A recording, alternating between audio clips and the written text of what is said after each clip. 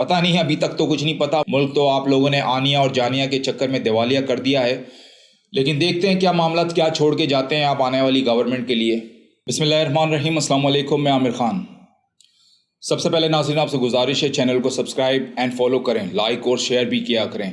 آپ کے اس تھوڑے سے ایفرٹ سے مجھے بہت زیادہ موٹیویشن ملتی ہے اور آپ کی سپورٹ کے بنا یہ بالکل بھی ممکن نہیں. آج بات کریں گے عطا تارڑ صاحب نے الزام لگایا ہے پریزنٹ جج پہ زمینوں کے قبضے کے حوالے سے. دوسری جانب بات کریں گے بلاول بھٹو صاحب کی. سب سے پہلے ذکر کرتا چلوں عطا تارڑ کا اسلام آباد ہائی کورٹ کے جج پر زمینوں کے قبضے میں ملوث ہونے کا الزام. جی ہاں، عطا تارڑ مسلم لیگ نون کے رہنما عطا تارڑ نے اسلام آباد ہائی کورٹ کے ایک موجودہ جج پر زمینوں پر قبضے اور غلط اثاثے ظاہر کرنے کے الزامات عائد کرتے ہوئے تنقید کی ہے. عطا تارڑ جو وزیر اعظم کے معاون خصوصی برائے داخلہ بھی ہیں، اس ملی بھگت کی وجہ سے بدعنوانی اور سرکاری عہدوں کے غلط استعمال میں ملوث افراد بری ہو جاتے ہیں. سپریم جوڈیشل کونسل SJC میں جسٹس محسن اختر کیانی کے خلاف مبینہ طور پر جانبداری اور آمدن کے معلوم ذرائع سے زائد اثاثے جمع کرنے کے حوالے سے دائر کیے جانے والے ریفرنس کے بعد سامنے آئی. ایک پریس کانفرنس سے خطاب کرتے ہوئے عطا تارڑ نے جج کے خلاف تادیبی کارروائی کا مطالبہ کیا اور سپریم کورٹ پر زور دیا کہ وہ ان کے خلاف الزامات کی تحقیقات کرے. انہوں نے افسوس کا اظہار کیا ہے کہ سپریم کورٹ کے ججوں کے احتساب کا واحد فورم سپریم جوڈیشل کونسل عدلیہ میں موجود کچھ کالی بھیڑوں کی ملی بھگت کی وجہ سے بیکار ہو گیا ہے. سپریم جوڈیشل کونسل نے سپریم کورٹ کے موجودہ جج جسٹس مظاہر علی اکبر نقوی کے خلاف ریکارڈ پر لائے گئے باہری ثبوتوں کے باوجود کارروائی نہیں کی. جسٹس محسن اختر کیانی کے خلاف ریفرنس کا حوالہ دیتے ہوئے عطا تارڑ نے الزام لگایا ہے کہ وہ لیک ویو ہاؤسنگ سوسائٹی کے شیئرز ہولڈرز تھے، جس نے کیپٹل ڈیولپمنٹ اتھارٹی CDA اور دریائے کورنگ کی زمین پر قبضہ کیا تھا. ریفرنس میں کہا گیا ہے کہ جج کا ہاؤسنگ سوسائٹی میں 18% حصہ تھا. عطا تارڑ نے دعویٰ کیا ہے کہ سوسائٹی نے متعلقہ حکام کی منظوری کے بغیر کروڑ روپے مالیت کی زمین فروخت کی اور ٹیکس چوری کے مقصد کے لیے رجسٹرڈ نہیں کرائی گئی. عطا تارڑ نے یہ بھی دعویٰ کیا ہے ناظرین کہ جج اور ان کے خاندان کے افراد اکثر بزنس کلاس میں بیرون ملک سفر کرتے ہیں. جہاں تک بات ہے بیرون ملک بزنس کلاس میں سفر کرنے کی، کون نہیں کرتا پاکستان میں؟ ہر کوئی، آپ بھی تو کرتے ہیں، سب ہی کرتے ہیں بیرون ملک.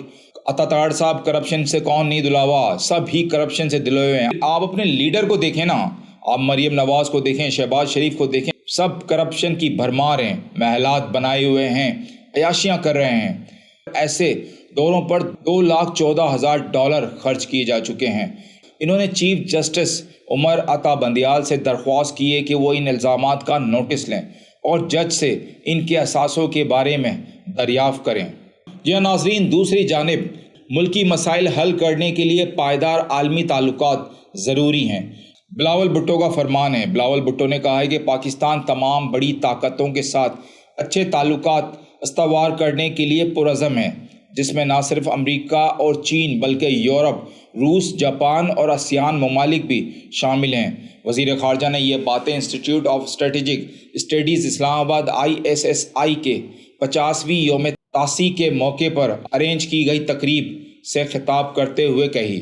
انہوں نے کہا کہ پاکستان نے سعودی عرب، متحدہ عرب امارات، ترکی، ایران اور قطر کے ساتھ اپنی شراکت داری کو مضبوط اور گہرا کیا ہے. پتہ نہیں ابھی تک تو کچھ نہیں پتا. ملک تو آپ لوگوں نے آنیا اور جانیا کے چکر میں دیوالیہ کر دیا ہے، لیکن دیکھتے ہیں کیا معاملات کیا چھوڑ کے جاتے ہیں آپ آنے والی گورنمنٹ کے لیے. اس کے علاوہ پاکستان اور افریقہ کے روابط میں مثبت رجحان دیکھنے میں آیا ہے. وہ تو نظر آ رہا ہے، جی بالکل ضرور دیکھنے میں آیا، وہ تو نظر بھی آ رہا ہے. بلاول بھٹو کا مزید کہنا ہے کہ دنیا بھر میں تیزی سے بدلتے ہوئے جیو پولیٹیکل منظرنامے کے پیش نظر پاکستان کی خارجہ پالیسی کثیر الجہتی ہونی چاہیے. بلاول بھٹو زرداری نے کہا ہے کہ جب انہوں نے گزشتہ برس اپریل میں عہدہ سنبھالا تو ملک کو سفارتی محاذوں پر سنگین چیلنجز کا سامنا تھا. بلاول صاحب، جو اس وقت آپ نے جب عہدہ سنبھالا تو اس وقت تو کوئی چیلنجز کا سامنا نہیں تھا، لیکن اب آپ جب چھوڑ کے جائیں گے تو بہت چیلنجز کا آنے والی حکومت کو سامنا ہوگا. آپ نے تو ملک کا ڈبہ ہی گول کر دیا ہے۔ آپ نے، شہباز شریف صاحب نے، اسحاق ڈار نے اور باقی جتنے بھی ہیں سب نے عیاشیوں کے ڈھیر لگا دیے ہیں۔ کابینہ بے سا ملک کو سفارتی محاذوں پر سنگین چیلنجز کا سامنا تھا، تاہم حکومت ایک ایسی خارجہ پالیسی پر عمل پیرا ہے جس کا مقصد قومی چیلنجز سے نمٹنا اور اشیاء اور خدمات تک رسائی کو بہتر بنانا، خود مختار فیصلہ سازی کا تحفظ اور کثیر الجہتی کا بین الاقوامی قانون کو فروغ دینا ہے۔ بلاول بھٹو کا کہنا ہے کہ پاکستان نے ہمیشہ بلاکس کی سیاست کی مخالفت کی اور بین الاقوامی تعلقات کی بنیادی محرک کے طور پر تعاون کی حمایت کی۔ انہوں نے کہا ہے کہ پاک چین اسٹریٹجک پارٹنرشپ کئی دہائیوں سے پائیدار اور فائدہ مند رہی ہیں۔ پاک چین اقتصادی راہداری سی پیک کی کامیابی کے لیے پاکستان پوری طرح پرعزم ہے۔ جی ہاں بلاول صاحب، وہ تو نظر آ رہا ہے کس طرح پرعزم ہے، آپ کا بس نہیں چلے اس کا بھی ڈبہ گول کر دیں سی پیک کا۔ آگے چلتے ہیں ناظرین، وہ کہتے ہیں کہ روس کے ساتھ پاکستان نے اعتماد کی بنیاد پر تعلقات استوار کرنے کا سلسلہ جاری رکھا ہے، کیونکہ متعدد شعبوں میں اس کا ادراک کرنے کی بہت زیادہ صلاحیت موجود ہے۔ روس اور یوکرین کے دوست کی حیثیت سے پاکستان جاری بحران کا پرامن خاتمہ چاہتا ہے۔ پاکستان بھارت کے ساتھ باہمی احترام، خود مختاری اور برابری کی بنیاد پر اچھے ہمسائے تعلقات کے لیے پرعزم ہے۔ وزیر خارجہ نے یہ بھی کہا ہے کہ آگے بڑھنے کے لیے بھارت کو امن کی راہ میں حائل رکاوٹوں کو دور کرنا ہوگا اور 5 اگست کے یک طرف اقدامات کو واپس لینا ہوگا۔ افغانستان کے حوالے سے وزیر خارجہ نے بین الاقوامی برادری پر زور دیا کہ وہ اس حوالے سے عملی نقطہ نظر اپنائیں اور کسی بھی انسانی آفت کو روکنے اور اس کی معیشت کی تعمیر نو میں مدد فراہم کرنے کے لیے مدد جاری رکھیں۔